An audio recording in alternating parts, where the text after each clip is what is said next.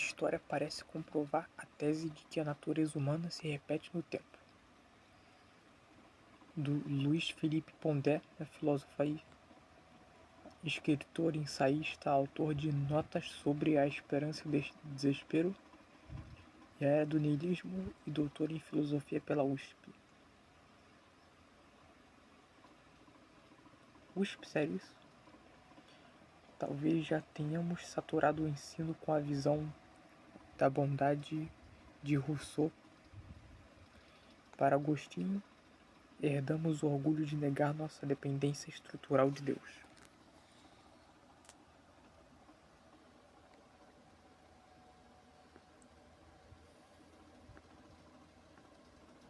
É só isso. Tem que assinar para ler a matéria. Eu não vou assinar essa porcaria não.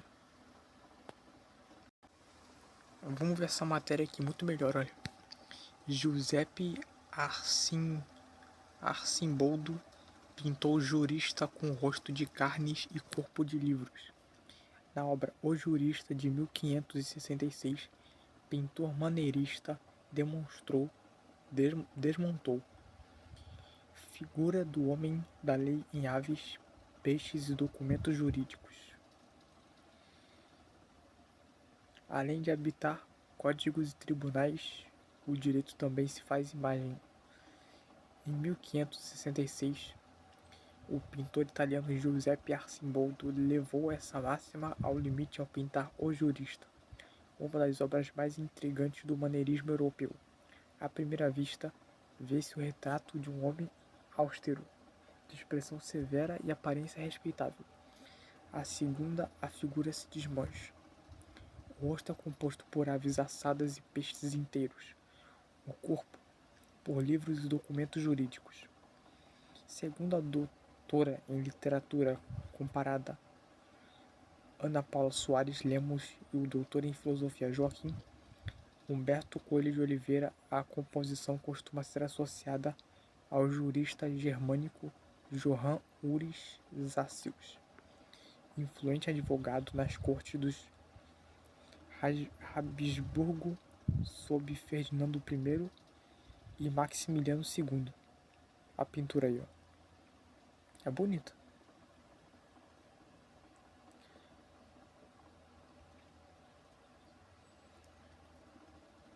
É uma pintura bonita. Maneirismo. Arcimboldo produziu sua obra no contexto do maneirismo. Maneirismo, movimento artístico que floresceu entre meados e o final do século XVI. Tratava-se de um período de profunda crise política, religiosa e intelectual na Europa, marcado pela reforma e contra-reforma, pelo pensamento de Maquiavel e pelas rupturas científicas de Giordano Bruno. O maneirismo rompe com a ideia da arte como mera cópia da natureza. A obra passa a criar como a natureza e não simplesmente imitá-la. É nesse ambiente de tensão e deslocamento que surgem as célebres cabeças compostas de Arcimboldo, rostos formados por frutas, peixes, livros, flores ou utensílios. O jurista pertence a essa série de enigmas visuais. Um retrato que exige movimento. Para o advogado e pesquisador Bernardo Vita, apoiando-se na leitura de Roland Barthes, a pintura de Arcimboldo obriga o observador a mover-se, aproximando-se e afastando-se da imagem para que novos sentidos se revelem. Será mesmo?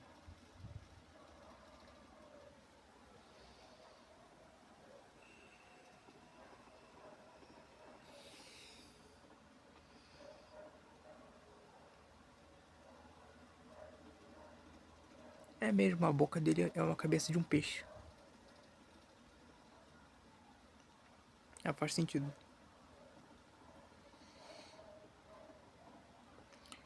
O quadro não entrega seu significado de uma só vez. Ele desmonta a primeira impressão e exige deslocamento. Nesse sentido, a obra funciona como um enigma. O jurista deixa de ser apenas um homem e se torna um conjunto de materialidades animal, textual, simbólica que tensionam a própria ideia de identidade fixa. Direito como cabeça composta. Vita sugere que, se o direito pode ser lido como uma experiência arcimboldesca, então a pintura não apenas representa um jurista, ela revela o próprio fenômeno jurídico como composição instável. De longe, o direito parece um conjunto ordenado de normas. De perto, mostra-se tecido por metáforas, disputas de poder, tropos de linguagem e materialidades sociais. Assim como a tela exige que o observador se mova, o direito também exige deslocamento interpretativo. Não basta olhar frontalmente, é preciso aproximar-se, distanciar-se, rever categorias, desmontar pressupostos. Quem foi Giuseppe Arcimboldo? Nascido em Milão em 1527, Giuseppe Arcimboldo foi um pintor italiano do período maneirista, célebre por suas inventivas cabeças compostas, retratos formados inteiramente por frutas, flores, peixes, livros e outros objetos organizados de modo a compor uma fisionomia humana reconhecível. Aproveitando isso, vocês já perceberam como que todo artista famoso sempre vem ou da Itália ou da França, nunca é de outro país? Eu acho que geralmente porque nesses lugares, além de ter uma educação melhor, né, o clima também afeta muito, eu acredito nisso. Porque nesses lugares faz muito frio, né? E no frio a gente costuma ter mais ideias. Porque no calor, como o corpo tá bombeando mais sangue pro coração, aí a circulação de sangue em outras áreas, principalmente no cérebro, acaba diminuindo. Já no frio, como o coração bate mais devagar, então é mais fácil ter ideias, porque aí quando você exercita o cérebro quando tá frio, o corpo pode bombear mais sangue pro cérebro e as ideias podem fluir melhor. Então nesses lugares onde tem mais vegetação, mais inverno, deve ser mais fácil de ter ideias criativas. Por isso que vem tanto artista famoso desses lugares aí, né? Tipo Itália, França, Europa. Se bem que hoje em dia a Europa tá decaindo. Filho do pintor Biagio Arcimboldo, iniciou sua trajetória artística trabalhando em encomendas religiosas. A partir de 1549, produziu desenhos para vitrais do Duomo de Milão, incluindo episódios da vida de Santa Catarina de Alexandria. Também colaborou na execução de afrescos na Catedral de Monza e elaborou cartão para uma tapeçaria da Dormição da Virgem, hoje preservada na Catedral de Como. Essa formação ligada à tradição decorativa lombarda antecedeu a fase que o tornaria célebre nas cortes europeias, onde desenvolveu a linguagem singular. Aí que tem as referências, né? Ah, tá bom.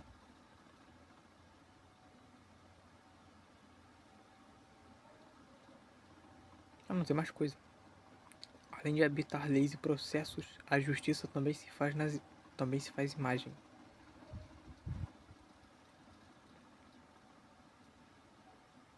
Não, por isso que não tem nada a ver, não. Isso aqui é outra coisa que não tem nada a ver.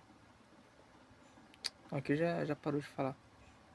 Aqui tá começando a falar sobre justiça, parou de falar do artista. Aí então não tem graça, não.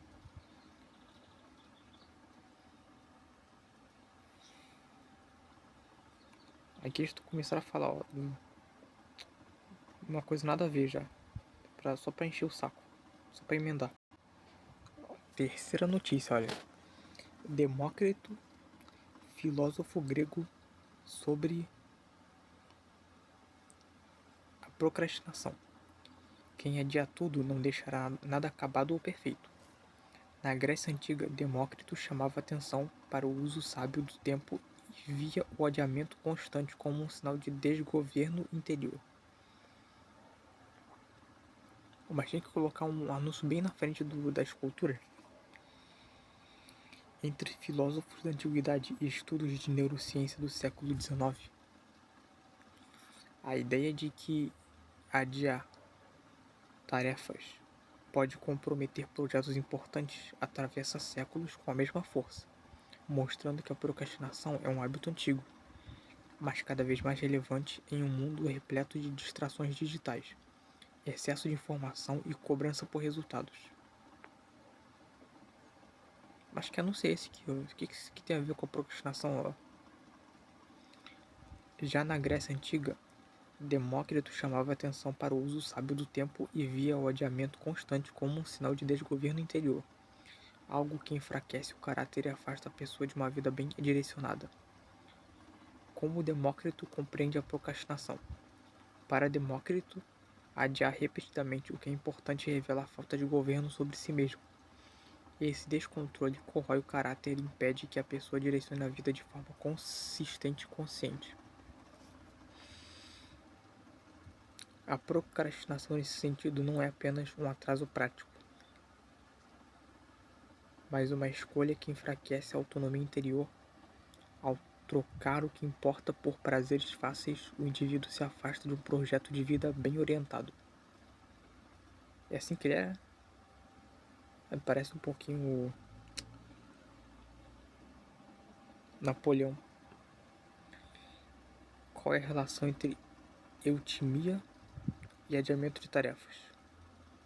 Demócrito defendia a eutimia, um estado de tranquilidade e equilíbrio da alma, como ideal de vida boa. O acúmulo de tarefas pendentes e decisões adiadas perturba essa serenidade e gera inquietação constante. Quando a pessoa vive cercada de promessas não cumpridas, aumenta a sensação de culpa e desconforto. Assim, procrastinar significa viver em desacordo com o próprio ideal de alma tranquila defendido pelo filósofo. Leia também: prefiro perguntas que não podem ser respondidas do que respostas que não podem ser questionadas.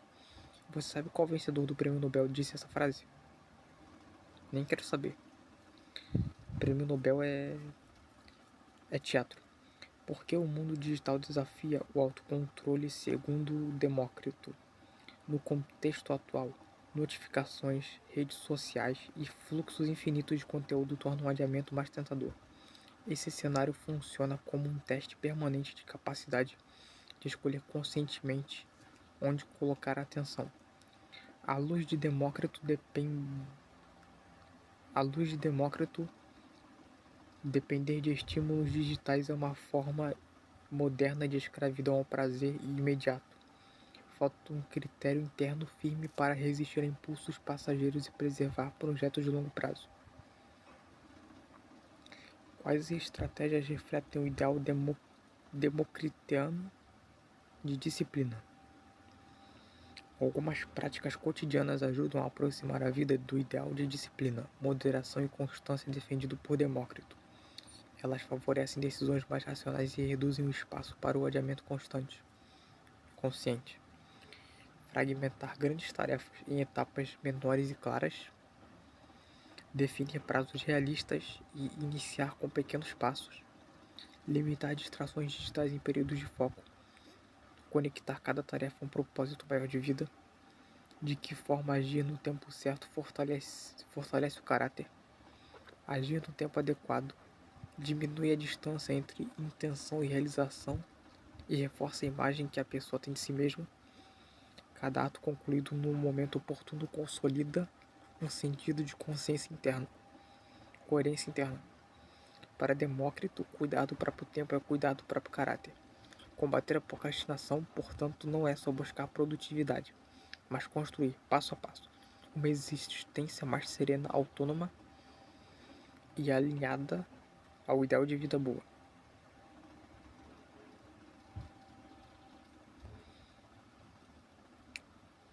É o que a gente já está acostumado a ver, né? Que a era moderna com a internet torna muito fácil você se distrair do seu propósito de vida ou dos projetos pessoais que você tem.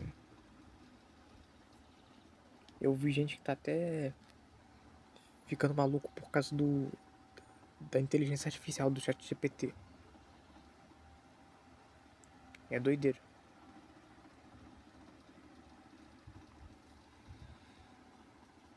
Aí, então calcula, né? Isso já é complicado uma pessoa normal ficar gastando tempo com um monte de distração. Imagina uma pessoa que já é problemática. Ficar vendo, ficar usando o chat GPT, conversando com um robô. Conversando e criando laço com o chat GPT. Complicado isso daí. Aí começa a achar que o robô tem consciência, que existe de verdade. Eu nem preciso dizer que isso daí, o Elon Musk já estava prevendo isso daí, né? Ele mesmo ajudou a criar essas inteligência artificial. E depois fica fingindo que é inocente, que não sabe o que tá acontecendo. Só que ele sabe sim. Ele mesmo ajudou a criar isso daí. Ele fica lá fumando no podcast, mas você acha que ele não sabe? Ele sabe. Ele entende das coisas. Ele finge que não sabe. Se o cara é bilionário, ele com certeza sabe de alguma coisa. Esses bilionários que ficam fingindo que são inocentes, não confie. Não confie nos bilionários. Eles se fingem de inocente porque eles sabem muita coisa. Eles sabem como que o mundo funciona. Todos eles têm ligação com o pessoal da elite, né? Que comanda o mundo. Eles ajudam essas pessoas a comandarem o mundo. Então eles sabem das coisas. Eles fingem que não sabem, mas eles sabem das coisas.